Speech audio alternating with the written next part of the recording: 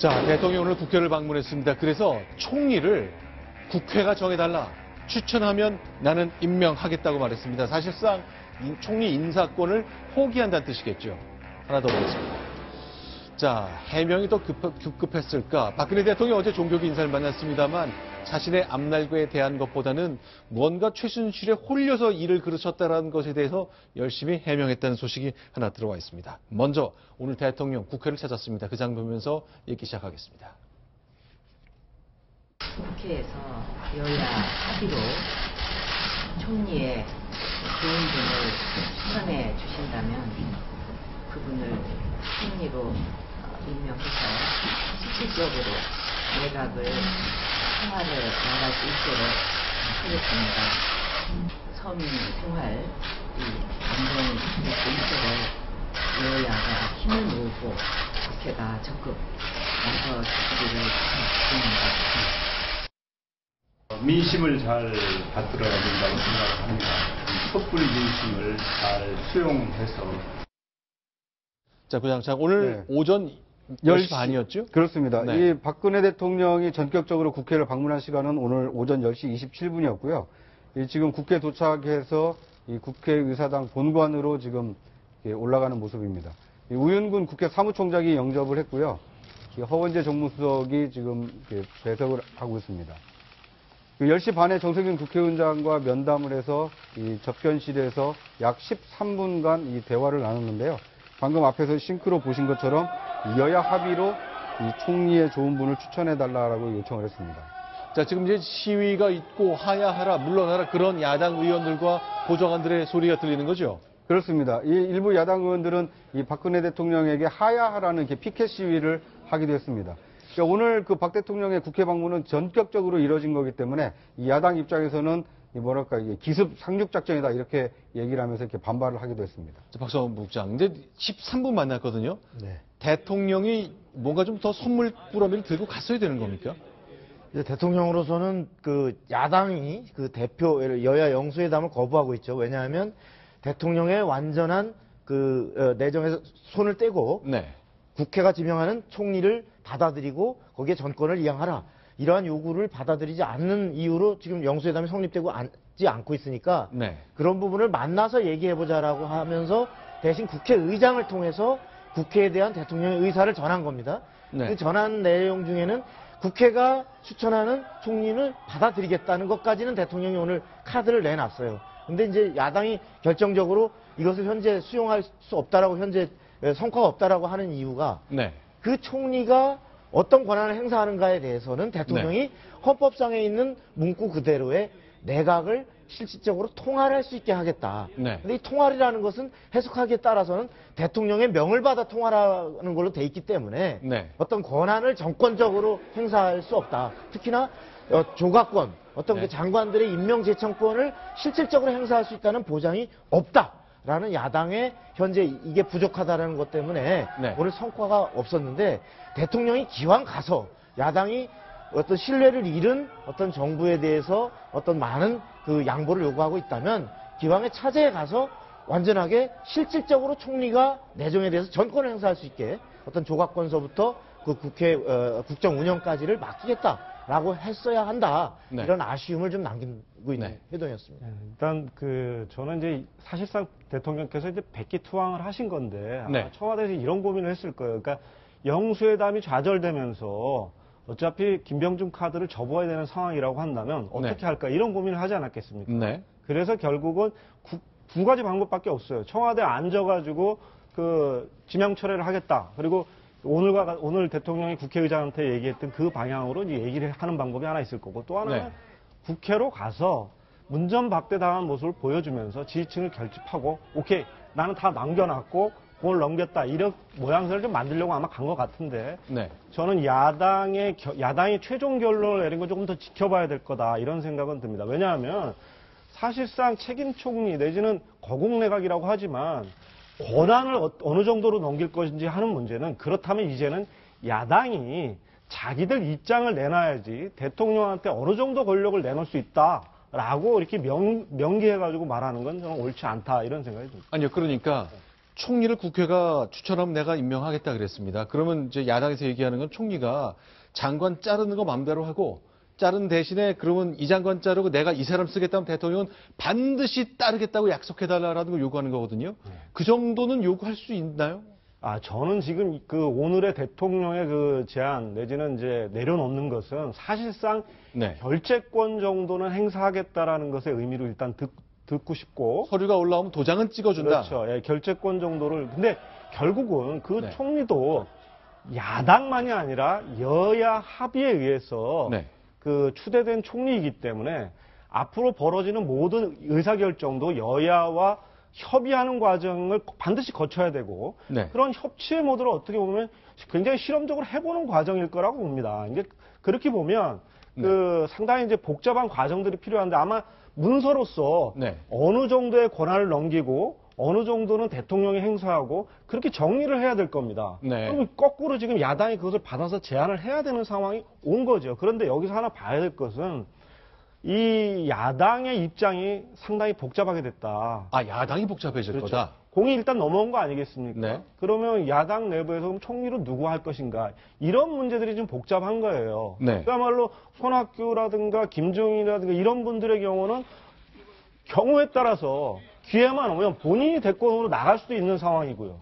또 국민의당과 더불어민주당 간의 입장 차이도 있고요. 또 더불어민주당 내부에는 이거 받으면 안 된다. 하야투쟁하자. 탄핵하자. 이렇게 얘기하는 내부의 목소리도 분명히 존재하는 거거든요. 이게 이런 복잡한 사정들을 감안해서 명확하게 지금 당론을 결정하지 못하는 상황 아닌가. 네. 이렇게 이해해야 될 것 같습니다. 네.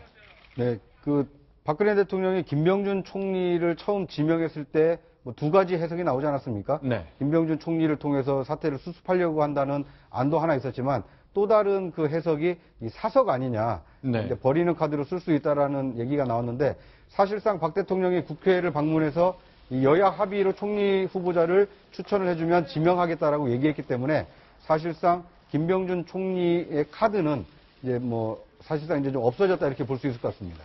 그런데 혹시 야당이요?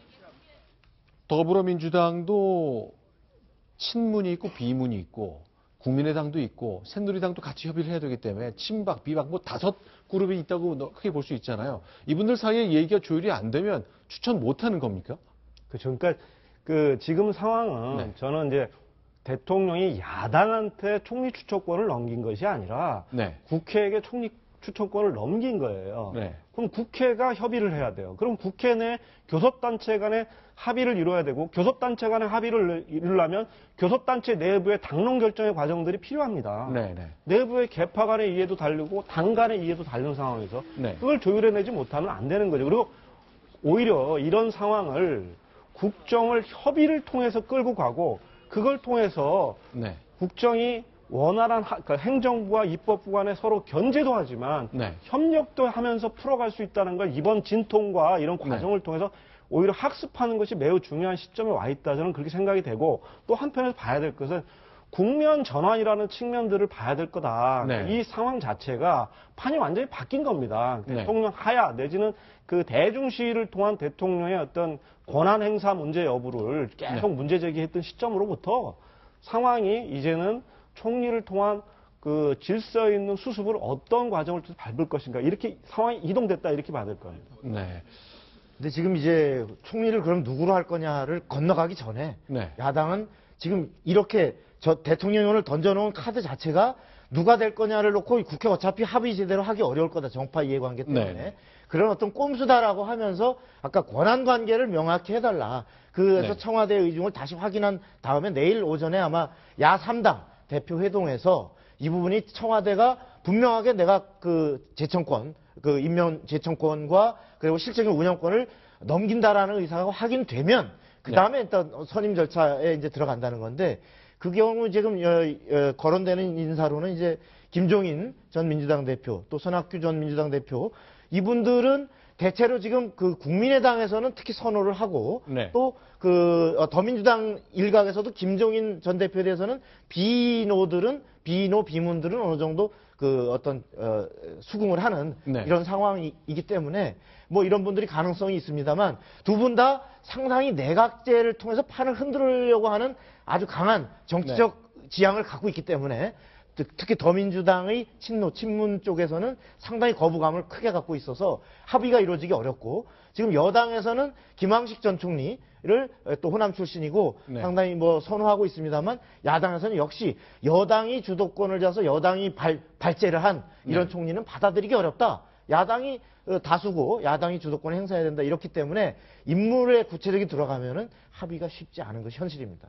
일단 대통령이 국회를 방문해서 야당이 추천한 총리를 받겠다 그랬습니다. 그러나 야당에서는 이제 여러 가지 절차상 문제를 놓고 좀 비판의 목소리가 많거든요. 이렇게 일방적으로 와선 되겠느냐 하는 형식의 문제를 삼는 것이 또 하나 들리고 있습니다. 박지원 비대위원장 얘기인데 들어보겠습니다.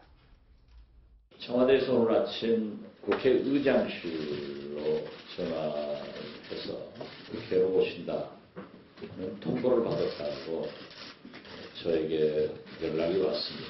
그리고 의장만 만나신다는 말씀을 하셨고 청와대에서는 대표들도 참석을 해주셨으면 좋겠다는 뉘앙스의 보도가 잇따랐지만은 그러한 요구는 없었다는 것을 말씀드립니다. 실제로 이런 상황에서 야당의 대권, 잠재적 대권 후보들이 같이 모였습니다. 어떤 얘기를 나눴을까? 역시 그 장면 저희가 영상으로 준비해봤습니다.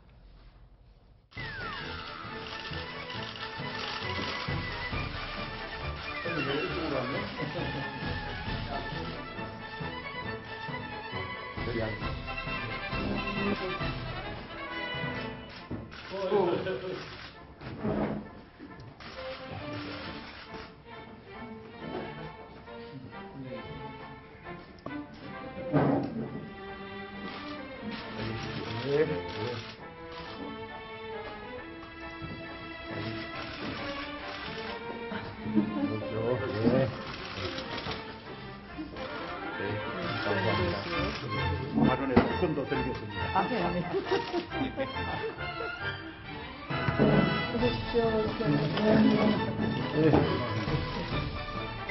굉장히 분위기가 아침 인사로 좋은 아침 했습니다. 말씀들을 많이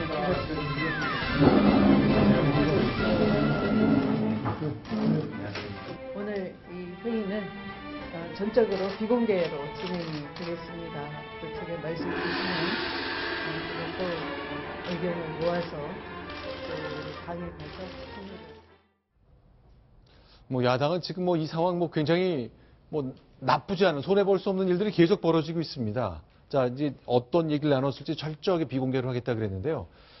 지금 야당 생각을 한마디로 정리하면 뭐가 될까요, 한호숙 국장님? 복잡한 거죠. 복잡하다고 보십니까? 네, 가급적이면 아마 야당의 경우는 대통령이 좀 버텨줬으면 좋겠고 네. 그걸 기화로 해서 12일 날 예정했던 광화문 네. 시위를 최대한 집회 동원을 많이 해서 다시 한번 청와대를 압박하면서 완벽한 대통령의 굴복 내지는 사실상 하야를 하지 않고 있는 박근혜 대통령의 탄핵이라는 절차를 통해서 끌어내릴 수 있겠다라고 하는 보관들을 갖고 있었을 거예요. 네. 그런데 이렇게 이제 전격적으로 사실상 국회 쪽으로 공을 넘긴 상황에서 내부의 손익 계산이 굉장히 다르고 이거 하나로 모아내기가 쉽지가 않은 상황에서 골치가 아플 겁니다. 그리고 단 하나 저는 이제 이런 생각이 드는데 이게 거국 내각이니 책임 총리니 이선 후퇴니 이런 얘기가 사실은 여당에서도 나왔지만 먼저 나온 건 야당 아니겠습니까? 네. 그 얘기는 뭐냐면 국정을 수습하겠다는 차원의 진정성으로 저희들은 들렸고 네. 여당 내부에서도 그런 생각 하지 않았겠습니까? 네. 결국 그러면 그건 국정을 책임지겠다는 거예요. 국정의 절반을 책임지겠다고 하면 책임 있는 자세로 우리가 일정을 잡아서 협의를 어떻게 하겠다라는 얘기를 하고 그다음에 본인들이 제안했던 이선 후퇴 내지는 네. 전권 이음의 실 내용들이 어떤 것인지를 네. 분명히 해서 밝히는 게 도리다. 저는 그렇게 생각합니다. 네. 네, 저도 동의를 하는데요. 네. 지금 어떻게 보면 공이 야당에게 넘어왔고 특히나 이 제1야당인 더불어민주당에게 이게 많은 책임이 넘어왔다고 봅니다. 수권 정당으로 갈 수 있는 정당이냐 아니면 여전히 이 자신의 이해관계에 따라서 이 국정을 팽개치려고 하는 그러니까 어부지리만 받으려고 하는 정당이냐 이 시험대에 섰다고 보는데요. 특히 여야 합의로 총리 후보자를 지명해달라고 박 대통령이 지금 주문을 한 상황 아닙니까? 네. 그 추천을 주도할 수 있는 것도 더불어민주당이고 네. 또 그 합의를 이끌어내야 되는 책임도 어느 정도 더불어민주당에 있습니다. 그러니까 과연 그것을 해낼 수 있느냐 이것에 따라서 더불어민주당이 수권 정당으로 갈 수도 있고 만약에 그렇지 못한 이 지리멸렬한 모습을 보이면 역시 안 되겠다라는 이 X표가 쳐지는 이 정당으로 남지 않을까 하는 생각이 듭니다. 알겠습니다. 자, 일단 대통령 공언제 국회 쪽으로 던져놓았습니다. 야당이 이제 굉장히 복잡해질 것이라는 얘기를 나눴습니다. 요새 이제 대통령은 외부의 원로들 만나는 것으로 이제 시간을 많이 보내고 있는데 어제 이제 기독교계 원로들 만났거든요. 그러나 그 중에 이제 난 사교에 빠지지 않았다는 걸 많이 강조하는 모습을 봤습니다. 글쎄요, 일단 대통령이 뭔가 자기가 해야 되는 일을 내놓는 것 일단 좀 시간이 걸릴 것 같습니다만 일단 대외 행사 계속 이어졌다는 것까지 정리해봤습니다.